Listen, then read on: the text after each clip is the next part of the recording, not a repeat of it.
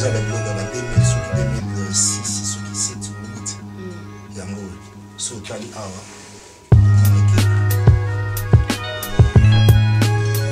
Guest, bateau de la Guinée, il y a Reddy Lucien.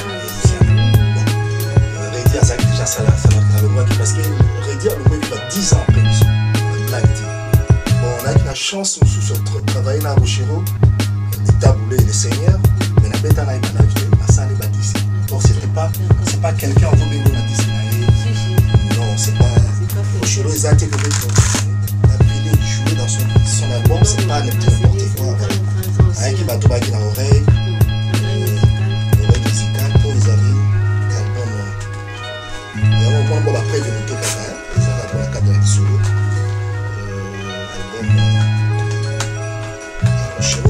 Notre album album Kebo, qui produit par Sonoma Music. Kebo, Zembo Oyo.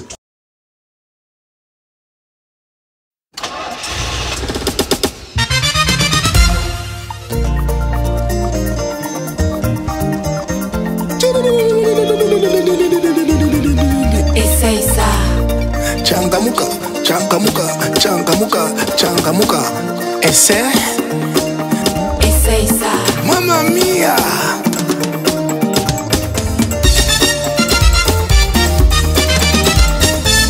Ah bébé, femme noire. Naluka mokindo nyonso na mone lili na yo epersaka nga na ndeto butu nyonso etikala illusion.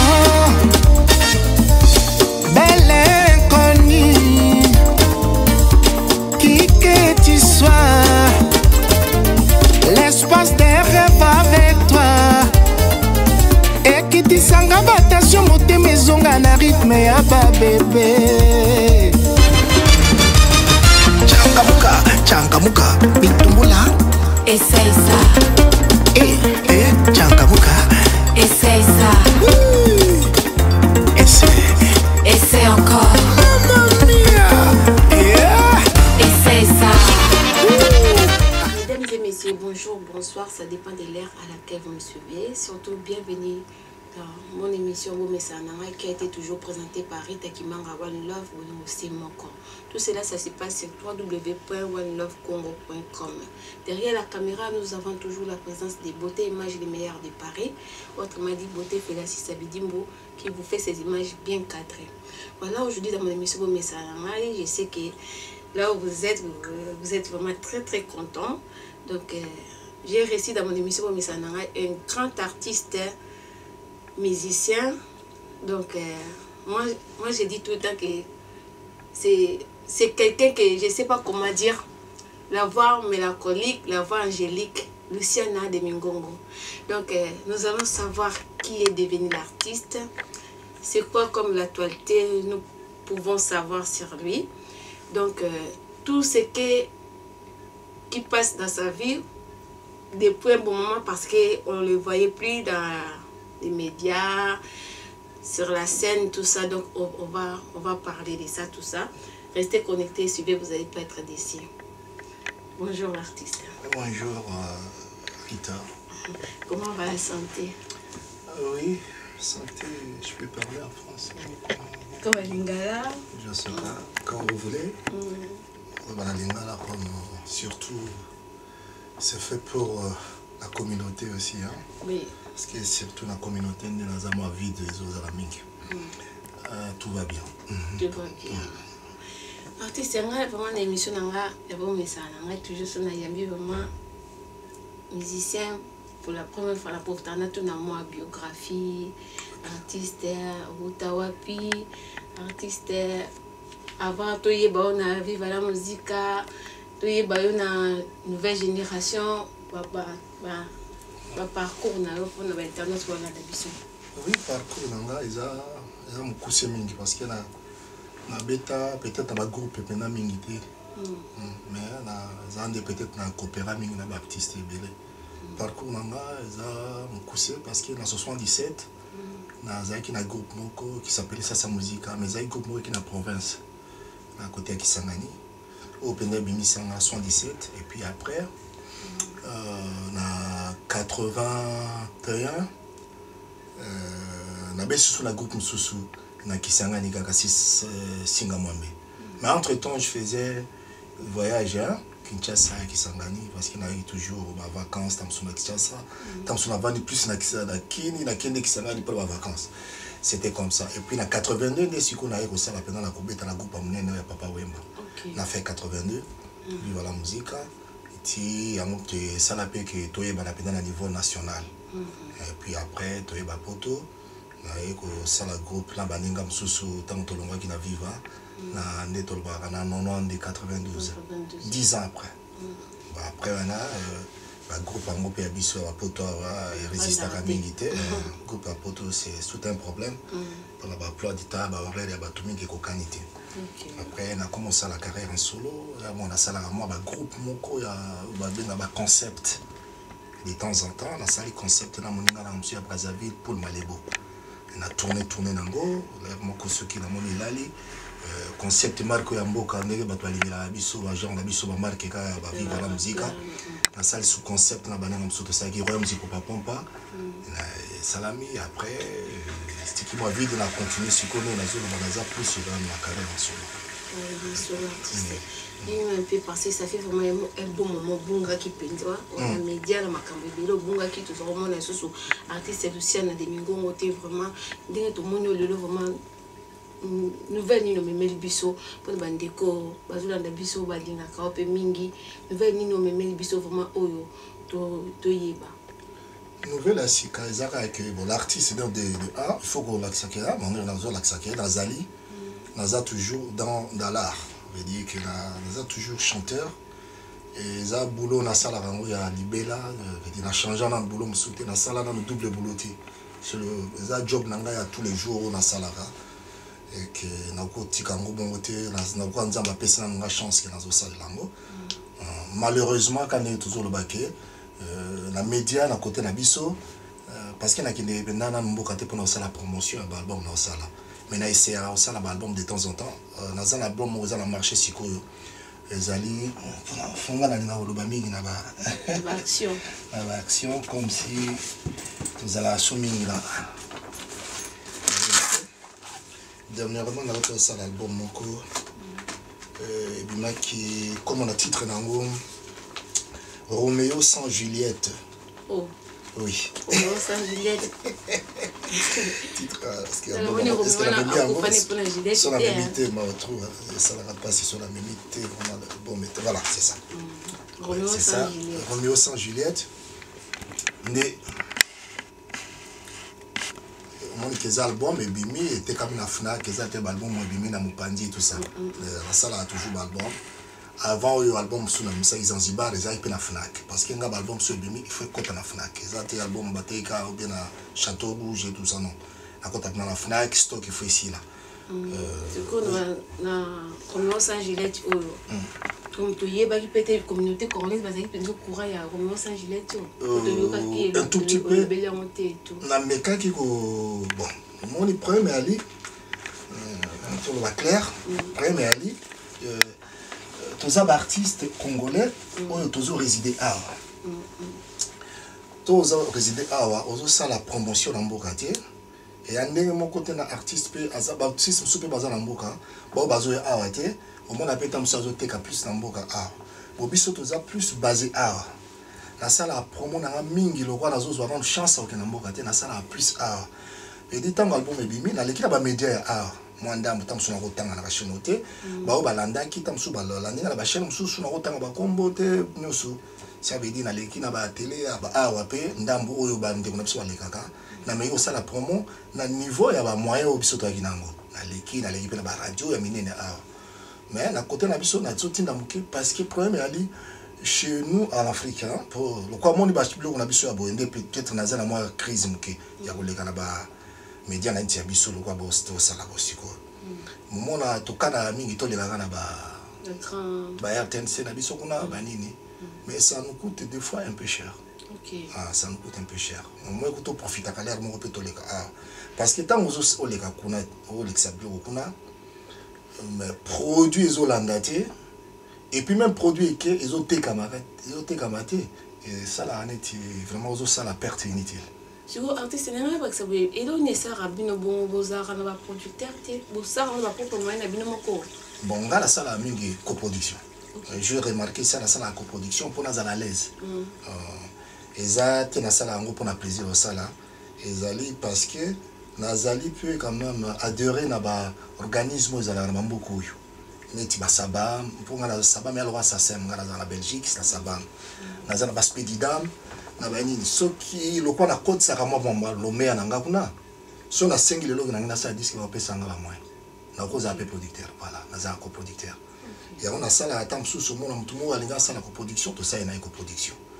Soto meki soto ekena mboka na sina meka ba album ekenda pe ezate ke mboka tike mais vente les Hollandais et commencer na sous promotion on dirait au bébé c'est son bon ebeli et nga moko artiste naza kunati ya on a le baka un jour sur laquelle na ko rebander la sous ba promotion nga sur place on a ba ça bwende ndembo ya Julia ou ya princesse ndembo esala succès makasi na yebaki na zara mwa muke mais so na oki ndembo ebandi na télé fona kima mbongo atana zali na show fona kima mbongo na bima salon pour kan ndembo ya Julia mais par contre yo moko artiste oyaka pe kinité au sein de ba promotion une belle chanson comme Julia et c'est la succès donc il n'a pas succès même international là parce qu'il y avait même ba ivoirien na ba camerounais ba moi ba étranger ba bayoka ndembo Julia ba bina ndembo Julia na ba rumba bon ils ont vraiment dit à quoi origine ka OK on a belle voix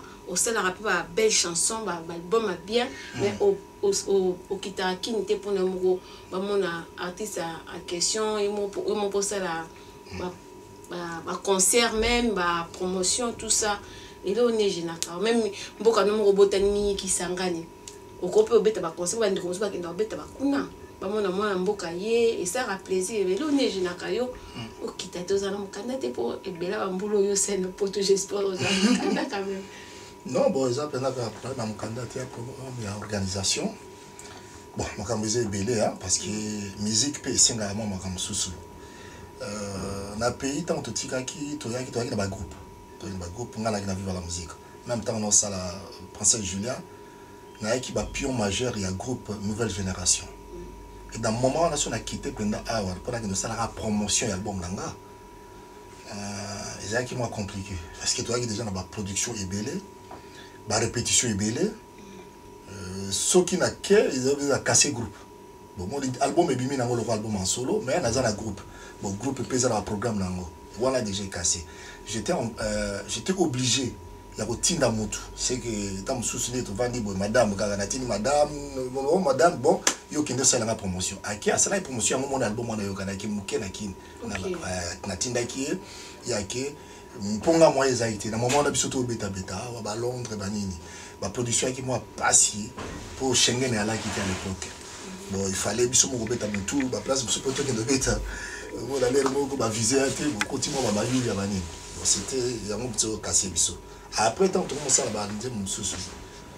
Bon là vraiment ils ont cause à la plus pour na ko zonga mboka que nous ça la promotion ils ont bien vision à musique n'a pas changer muke. Vous avez trop rumba changer de vous avez sur la rumba té. Naza na rumba mais vision à musique est changé trop. Et dit pour la no beta na mboka normalement na ko ni ça la suka ba blague parce qu'il y a la musique na pisa ba blague pesa moins mingi. Moi ba serait pe na musique y aller.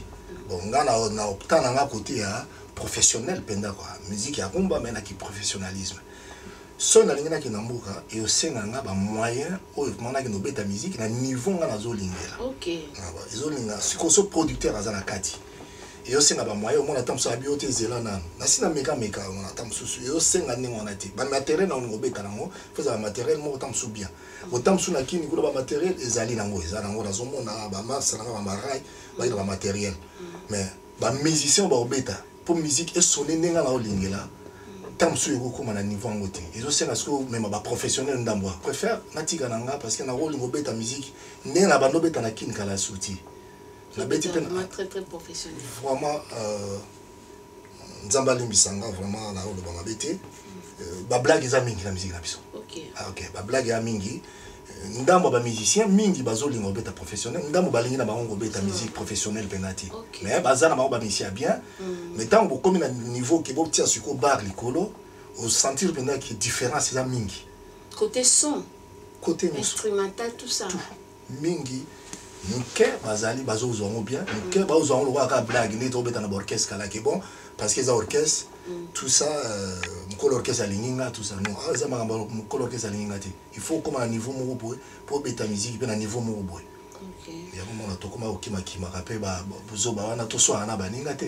je préfère me retirer na seul album soto kutani na niveau na biso to beta to beti OK pendant toute ta carrière ça a combien d'albums na sala album mingi penati na album ya liboso na sali yango na Princesse Julien ah oui c'est le premier album là premier album na solo pour nga na ki mita sala album mingi te OK na komaka banzemo mingi te ma mingi te na viva la musique na ki na sala album pe na sala banzemo pour na viva to aki ba makambo album ya la ki na penati to aka sala ba 45 tours même temps on a c'est Princesse Julien ba CD ya la rateza ba album ya minene wana naza misaka banzembo premier album nanga na osala tant to longo viva la musique na osala donc ça on a quatre la nouvelle génération bon ils a qui peut déranger muke parce que na celle on a quatre nouvelle génération ils a penda album la nouvelle génération après tout ça l'album la nouvelle génération 2 ans après na osala album nanga mususu en solo mais na quatre nouvelle génération toujours na osala album ya Assemblée Aziza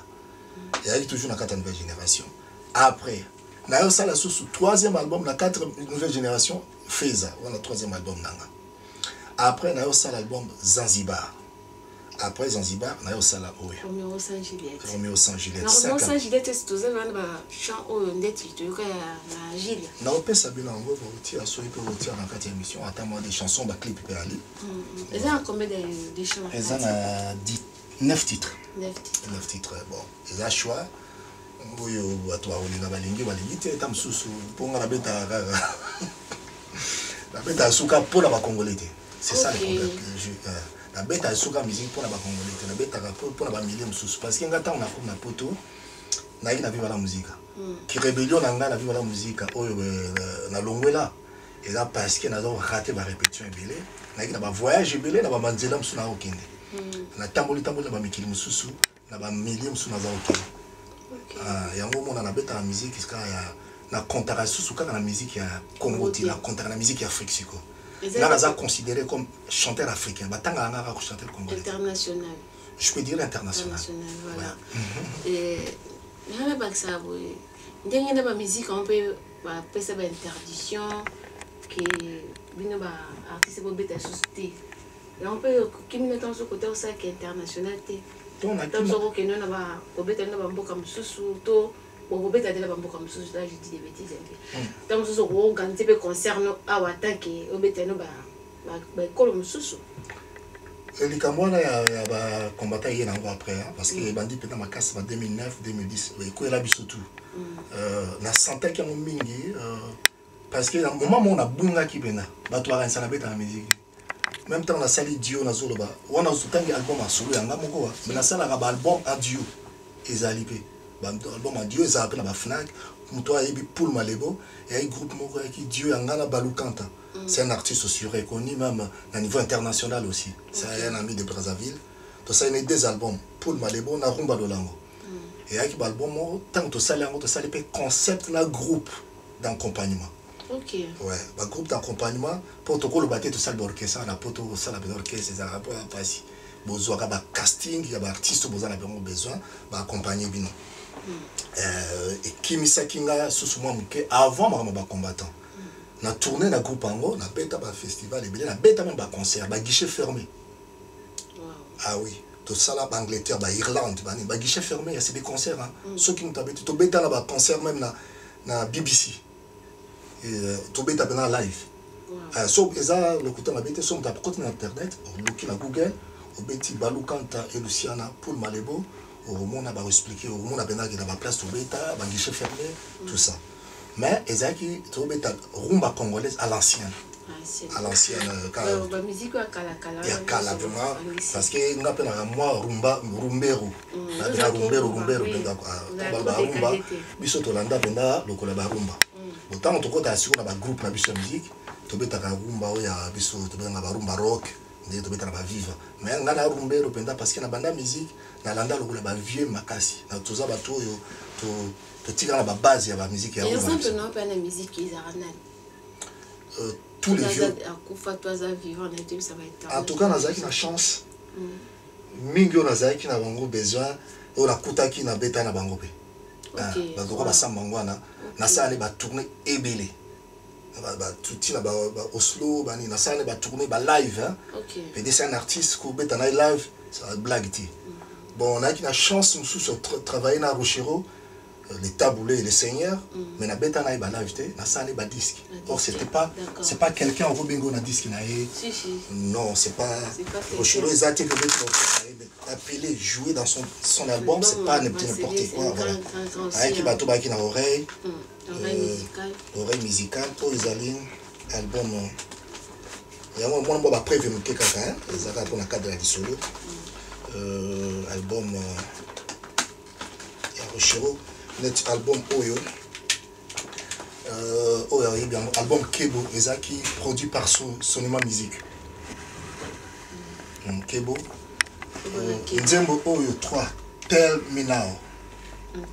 Ce qui est mon coup sur on attend en boutique la bonne boyoki et Nzembo la salle qui dio dans la Rochero les grands lait Azaki les États-Unis ba musicien presque tout et comment qu'il est album les asuka ça la jubilé Azaki album malheureusement était comme côté na bisomingité Azaki produit était comme tina ba end banin album Kebo Beat. Le vieux Abenga Kinga a Bikeno, petit nanga, ya, au moins, bino besoin chance de travailler dans biso, dans l'orchestre. Mais la ligne quand même, le album n'a pas souka. Oh ya oyemba nangai. Na ya, na yemba na vieux, balmon banzem sur la yembi, mais na yembi na idio na nzembo terminal, ils a troisième titre. Bon, tant que c'est appelé avec internet. On va commis Kebo na Kebo. Kebo Beat. Ok, bon. Troisième titre, Ndeo, tout ça. Dieu, mais Kebo n'a pas nazo yemba nanga quand même. Ok. Il y a Dieu penda voilà. Et bref, les solos que Koyemba n'a pas vu, ils qui chance à bateau. Ils qui donné à tout le monde était. Et puis ils qui étaient l'autre monde à Kanakiango, mais ils qui l'autre monde à Zamon a fait un jour. Après le vieux tellement qu'il a eu goût. Il y a Koyemba na. Les qui l'autre monde ils a chance moi ils a la vie. Et puis deuxième album là, oh il a rôle album la vie à Souka Bakufa. On a limite à ça l'album tout ça. Tempelo. Ok. Ouais, abenga inga susu. To ayemba pe na mwana ya muke o babeta babota na bilabel. Moi aussi ayemba pe na kati album Tempelo. Ok. Mon eza ba makambo ke biso to aki ba to oyo to yo ka batu nyoso ba vie ya kala nyoso. Ngala yo ka ba sama ngana j'ai eu la chance de travailler avec na regeta comme petit lelo le vieux Simaro azana na vie. Le travail n'a été mais aussi tout solo là. Et c'est un gars qui a travaillé là, c'est pas grave. Les grands poètes. On a travaillé, on a vu le gars qui a mangé dans ma tête. J'étais même son chanteur pour l'album Les Mini dans le studio. Ok. C'est un mois d'Ambukaya. Ndembo Julia. Ok. Maman on avait des aïeux qui voient ça non quoi. Je pas ça. La voix est là. L'artiste a collé, va voir comme on cracher, va voir baby. Voix est collé mais expérience peut-être très mataraming. OK. Il y a beaucoup d'expérience qu'avant. Peut-être la voix change un peu parce que quand on vous appelle âge, ça peut la corde vocale au changement. Ah oui, c'est normal.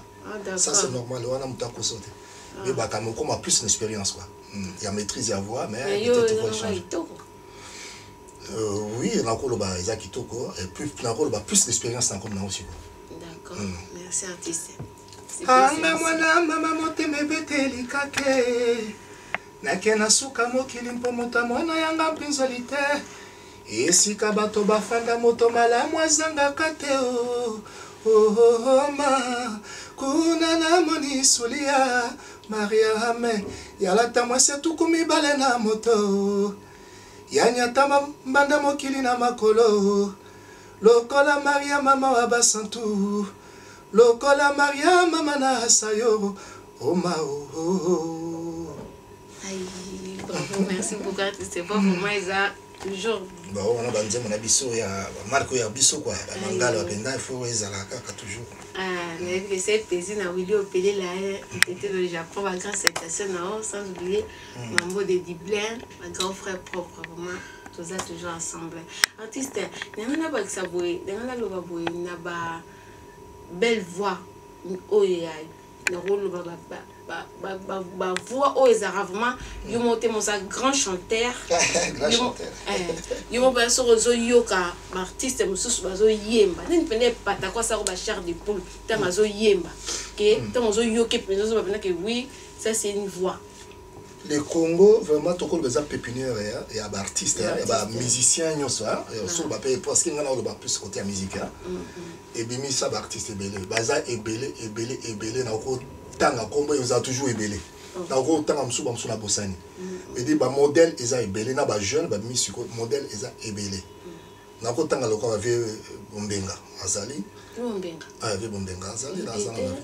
Ah bon, oui, bah, parce qu'ils appellent génération là, vieux grand Calais déjà qui deux fois tu te communes à niveau batoloka bah évolue n'en parlons même pas. Papa Wemba il me voyait biti à Kofi na voix na sur scène. Vieux nanga Gina et Fongue parce que c'est mon cousin qui m'a appris la musique. Bah grand quoi bah Boziana to beta na EP na Shockstar parce que biso doit ba premier chanteur à Shockstar. D'accord. Shockstar ba artiste John Olo.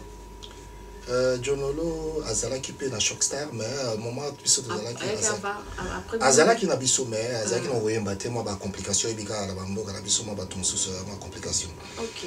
À l'époque là tant que zo mba mingi ki ngai grand-père Bozi de Fao Monza premier. Et puis, toi qui n'as pas de master, tu as qui n'a pas de Doli, na Kofi Alibaba. Ils sont bandits, mais na Shockstar, ils bandits Shockstar,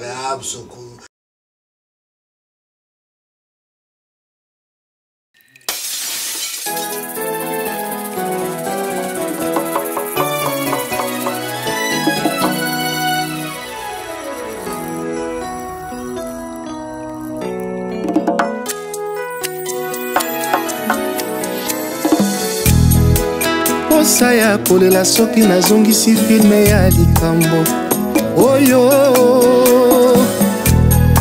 tokola esika moko kelasi mpe na masano ya bomwana ngai na yo ceinture na pantalon neti mapasa complicité na complémentarité na biso ekamwisi bato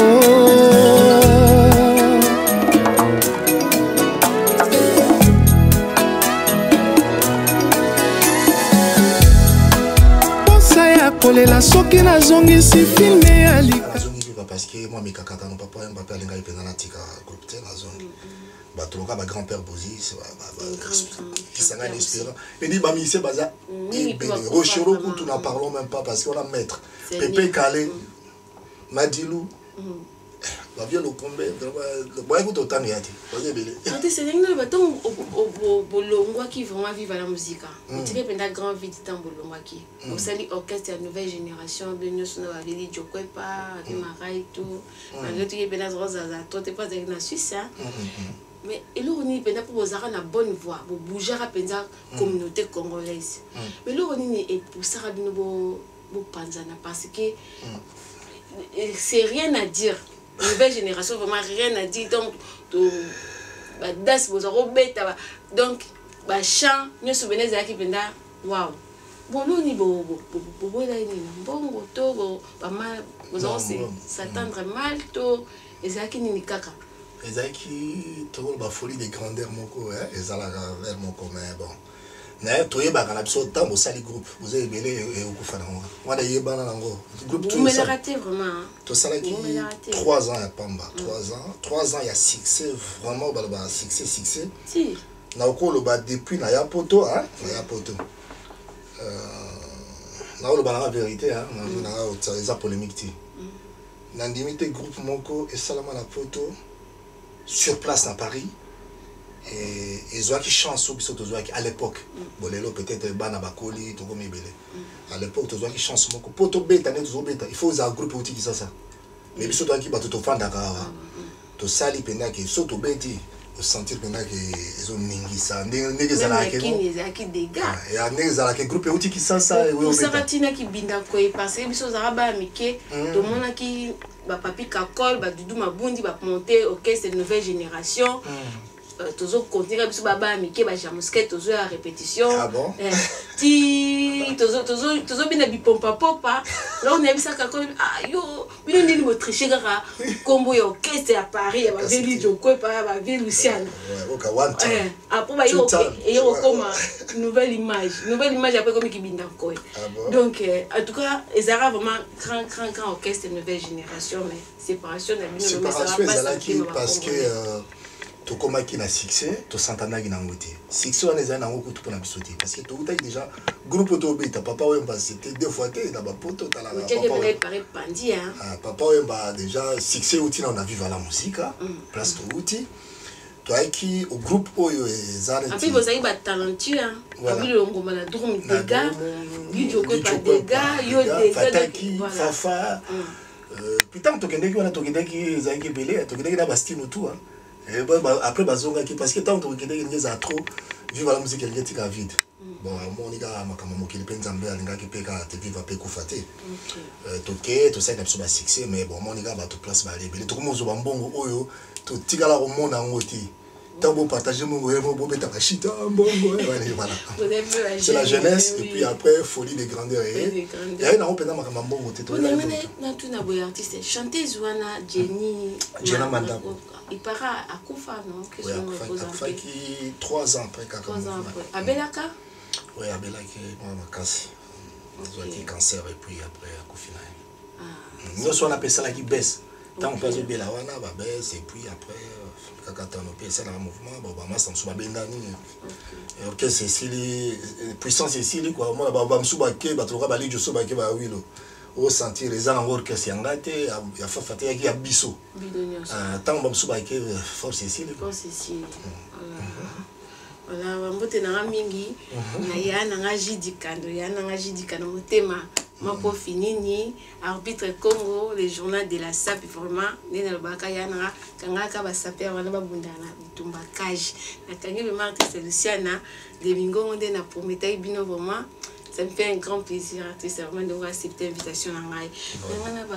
Artiste, de l'autre, la musique est comme une trop vulgarité par rapport à l'époque Nabino. L'époque de l'eau vraiment est comme pour la musicien, ça l'a dit, il faut que bêtise na kati. Na éviter ce que les arrêtés à quoi pour battre binato, pour battre c'est pas na éviter. Conseil une européenne, ça va de o basara musala moko na yo ba collègue na yo en tout cas baninga na yo malgré tout ba rosa tant so ba leki na âge mais vous avez nous ba artiste baza ba collègue na o on est allé comme toujours remarqué on a génération moko be matia et sali moi mon kamamo bon et ça tout on est allé tout le ba monde actuel makambo échanger moni ndenge to la tabla bon ndenge na lati blamba nanga na lati na kana lati cool quoi o eza bonde to le nouvelle génération to pesa qui valeur plus na badju bon moni pe les accoutrements peut changer mon la tapé taille basse bon oko pekisate batu balingi na bango bon taille basse ngasi ko so na lati na mona on loi na eza époque na ngati bon na kati ya âge na ngapa ba msusu bazo lata na bango pe ngo bon banzembo pe ne komi sikoyo nazotala mona la piste pe batu pe ba âge na biso na biko na biso bazobina on dirait ces époque mo batu balingi bongo c'est vrai parce que okoko pekisate même sur le lobby que non ba nzemba bongo te so ebeti piste bon mona tout monde a terre piste tonda kana ngo si bo siko do sani biso batu siko to sala tam so bande mama ko na te o mona pe ozobunga na marché parce que oza capable à osala ba biloko wana te ozo kokitisa pantalon na septembre mona kaleso ozo osala bande mane wana te au community mutu moko à époque moko bo c'est ça mais bon reproche cause à la tête parce qu'on a reproché sous parce que dans mon piste plein alors si on a plaisir si go ba toi na plaisir na bango so peki si bango yo mutuna na artiste na za positionné te pona ko peki sa bilo rende wana Voilà, artiste, il y a 92 au long dans la vie, la musique. Mais de l'eau, disparition, notre grande icône de la musique congolaise, Papa Wemba, que son âme repose en paix. De mon niveau, au sac déplacement, quand il est au Japon, on a bandé comme Soussou, Kobeta, concert, pour nous rendre Papa Wemba hommage vraiment. Et c'est que le sentiment innocent, parce que depuis 92, au sac séparation, Papa Wemba. La question est qui tombe. Merci. Ça, séparation à Papa Wemba, mais j'étais toujours Naza, musicien. Il y a vive la musique, pour moi, mon poto, famille n'a pas de l'accent, moi, il y a poto, tout ça, il y a maman, il y a pété.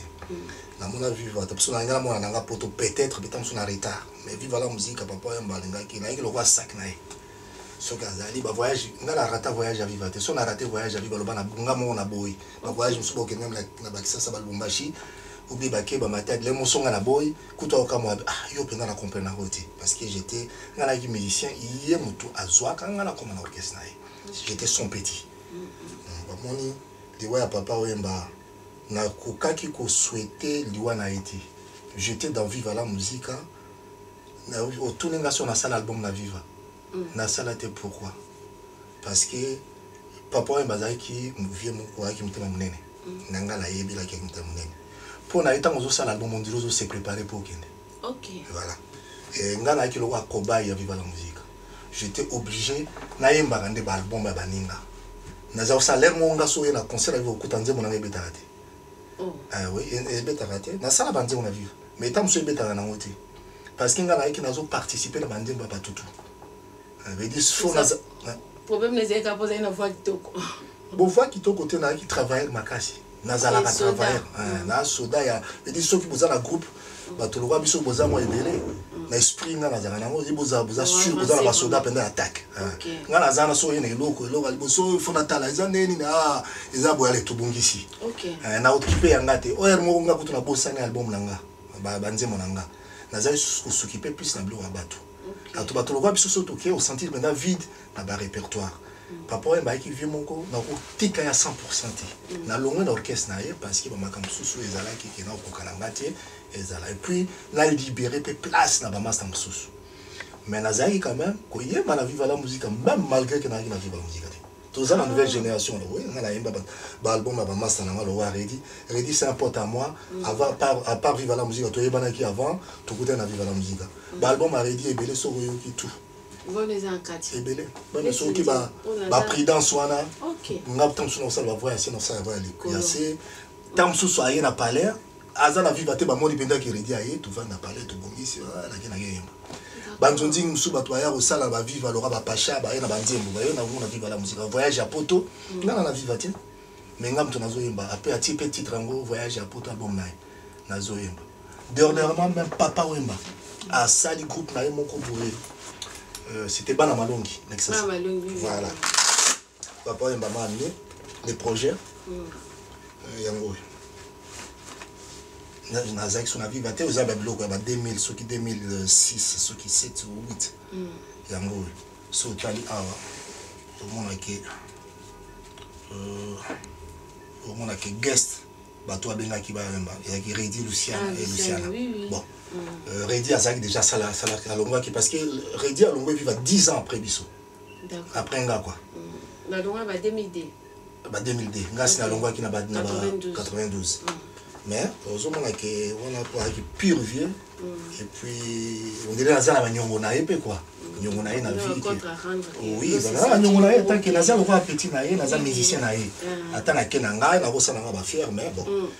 Biso to ba fils à Papa Wemba to défendre tina suka biso to bana molokai azaki obligé na yemba na album wana poto bimisa moi ba petit na ye azo sala libongo eza même to ça même clip Redi ndaki na clip peut-être to ça clip na ye na ba saper na biso à Paris ba to tam so ba comprendre comment vie azo benga to ba pire petit na ye bon nyanga ba opportunément soutien na Viva la musique aux Kinshasa te na vraiment conseil soutien pour ezala toujours passer.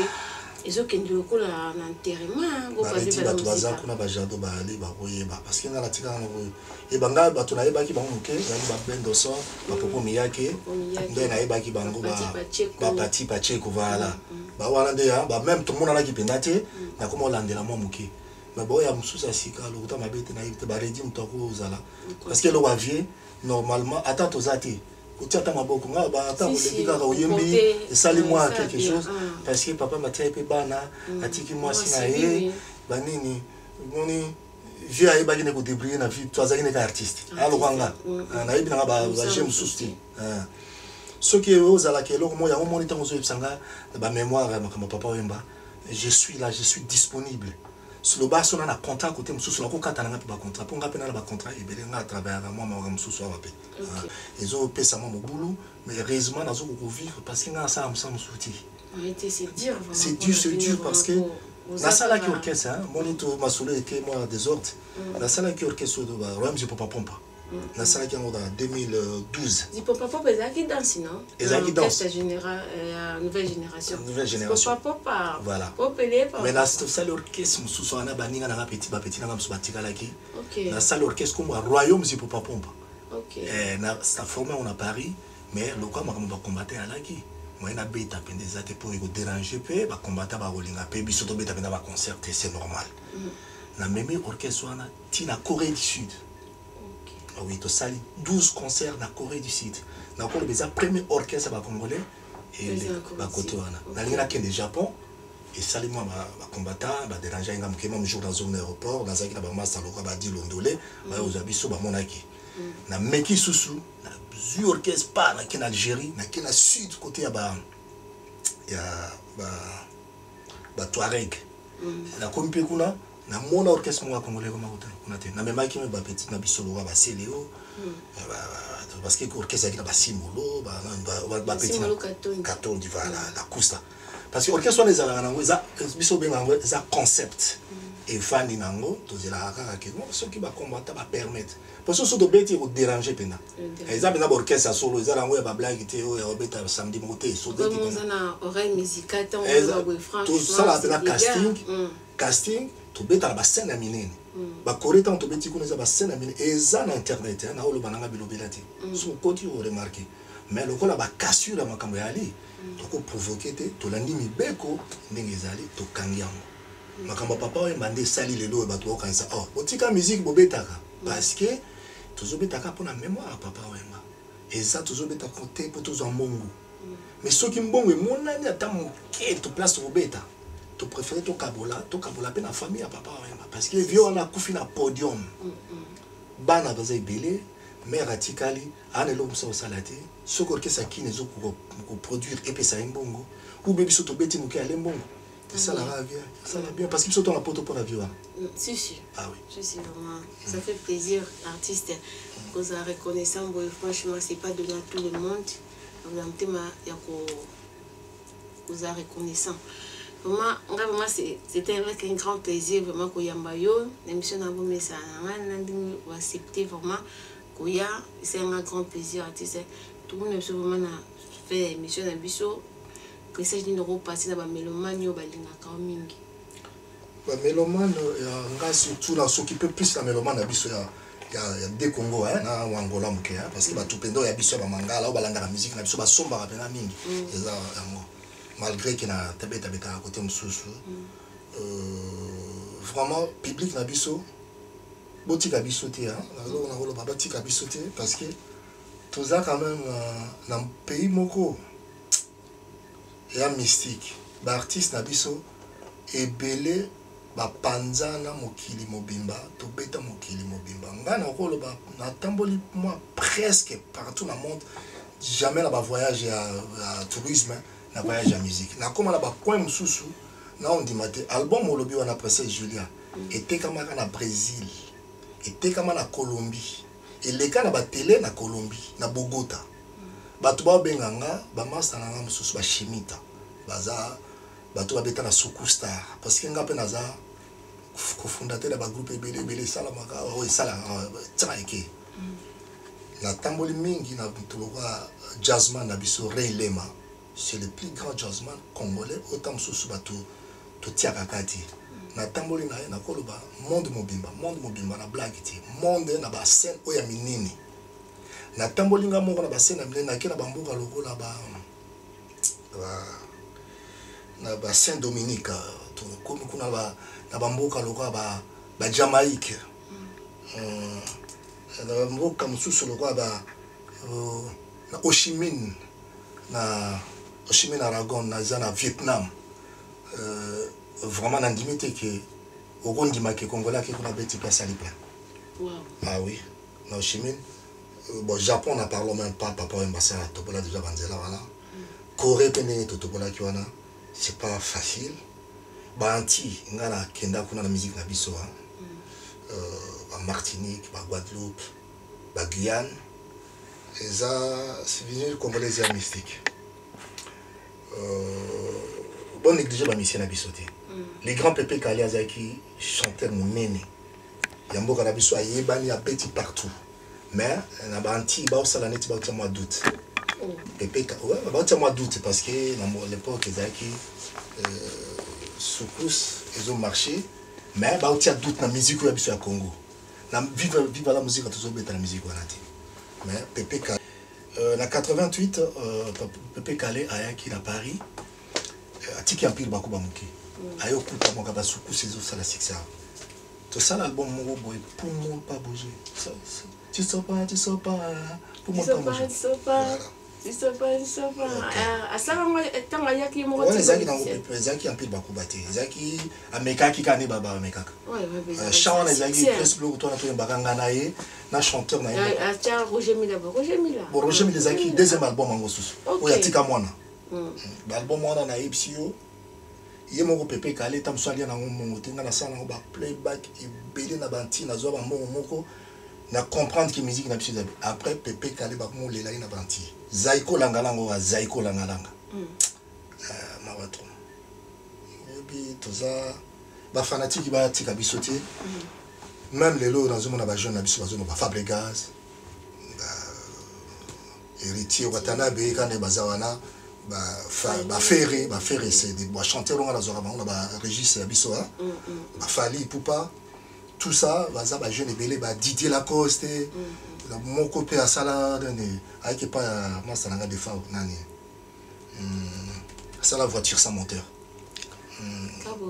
Cabossé c'est des jeunes oh yo to tanga après jeune le quoi aimer alias de Mingongo le na sima il y a l'Impéla,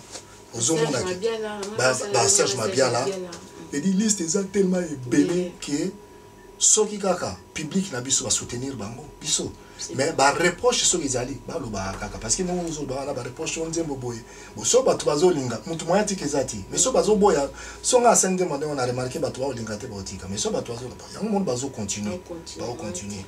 Mais ça que public n'a biso batika biso te parce qu'il y a beaucoup de talent. Tout ça, c'est des talentueux. Stino As, Michael Jackson, tout le monde au Japon, Marai, Stino Lermoko, tout le monde a le roi, toujours négligé, jeune Nabiso Boy, faut tout tirer beaucoup, même là-bas conseil. Parce qu'il y a des appelés qui Nabiso, Stino Za, génération Nabiso, toujours tout bête à place. Oui, il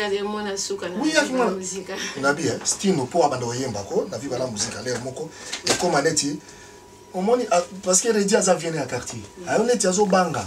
Il faut que ça ait place dans le dit tikana le quoi besoin maman tikana le petit abima bon on a rédigé mon espace et pas aimé c'est des choses comme ça il faut encourager pour encourager à bisouper voilà tout va la souka moi tout moi la bisou pour tiens la milité voilà bah de quoi tu l'as la bisou qui n'est artiste le vraiment tout pèse vraiment chance tout soutenir bon parce que bah voix bah talent et ça talent ezali makasi na artiste na biso donc tout négliger bango te vraiment tout soutenir bango toujours dengo chulanda vraiment c'était vraiment un grand plaisir artiste bambote tout ça mbote na pesa mbote bon ngapta msusu na plus bon baba banga série d'habitude toi qui a problème banga même l'album là so qui banga ya raté ça na oza habitude toi qui na moté mais est-ce que comme il peut tala ka ba mission aboye na yebi ke bato Hollande belé ba massa ba belé ba massa na ngal nti ba et maunga on a London ba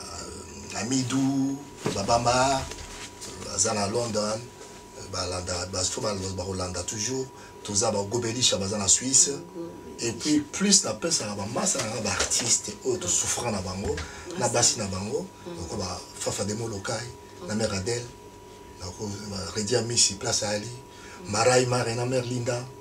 Ngamoko na madame nanga Sira Diabaté. Ah, comment est Sira Diabaté? Sira Diabaté. Alors comment est? Azali moitié-moitié. Voilà, Azali, voilà, moitié-moitié. Côté Afrique de l'Ouest et côté congolaise. Voilà. Ok. Fafa, Stino, maman Mejengoi, maman Mapassa. Lijo Kwempa, maman Ba Nabiso Pelisi qui quand même, Azawana, c'est toujours Nabiso. La paix c'est un peu symbolique dans le monde. On a des compatriotes qui ont été en train de faire des jardins de Bipoli Fumu. Aza Suko Nagatia, Zoé, Natiki na Suisse. Merci. Pas malade. Merci beaucoup, vraiment. De vous dire, la maquette de ma vinga, Tony, Montana, le best de la grande station qu'on a à London, sans oublier arbitre Komba, Mbotena, Jolemba, oui, moi, soit Pembe au moment où les canards. Donc, on a zonga, aza arc-en-ciel, aza pembe makasi boye. C'est que yona Jolemba. Donc, na bossa ni vieux nanga, mpaka juna jana na maman Fifi, excusez-moi papa parce que ba komboler mo zota bokolo bossa ni tout. Ba toza tellement ebele. J'imagine vieux Gina kutu non. Ça c'est la famille wana kutu vieux so na tangi na kumutaka ba papa wemba ba bozi. Wana ba vieux nanga bisunga na Hollande ne bango quoi. Na tangi plus ba moi ba to beta bango série na bisomi. Voilà, merci beaucoup vraiment, c'est un grand plaisir pour moi et on y a mon émission bon ça nanga penza. Donc to no luko kaka. Luka biso parce que nga peta biso pe photo luka bino po to bungi mingi bilo wa boye nde ba télé na biso yango yo. Moye ba to ba mona biso ba vivre biso. Ba banda ko yoka ba bilo to sala ba critique eza ebele parce que na tant to so sala pe musique na biso bazo ka mingi te. To za na baisse. Biso to l'artiste to na baisse. Il faut ba yoka yo susu mo ba critique ale o bando mata. Voilà, Roméo Saint-Juliette sur les bacs bokenena Finac, vous avez décidé, vous avez sous la voix angélique. La voix commerciale même. Voilà, merci beaucoup. One love, on est ensemble, merci.